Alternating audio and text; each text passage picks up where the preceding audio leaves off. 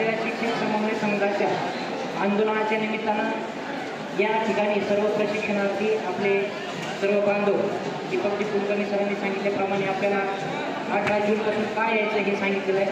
लक्षात घ्या 826 कोटी 1 जून 24 पासूनचे आणि हा आर्थिक वर्षाचा 12,1160 कोटी असा एकूण निधी आपल्याला पाहिजे. म्हणजे फार डोंगरा एवढा हा निधी आहे अर्थ खात्याच्या भाषेमध्ये.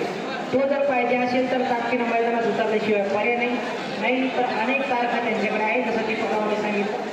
सांगायचं तात्पर्य एक आहे बांधवांनो, जेवढी ताकद आपण लावू जशी की 27 सप्टेंबर 2024ला आझाद मैदान पूर्ण 12-15 हजार लोकांनी भरलं तिथून पुढं खऱ्या अर्थाने फाईट हल्ली केली. अनेक बांधव 35 दिवस सांगत होते की फाईट सरकली आहे झालंय होत आहे. कालच्या सुद्धा मार्च अर्थसंकल्पीय अधिवेशनात पहिल्याच दिवशी एक आमदार टाकतो हे पावसाळी अधिवेशनात होणार आहे. अशा आमदाराची हिंमत होतेच कशी?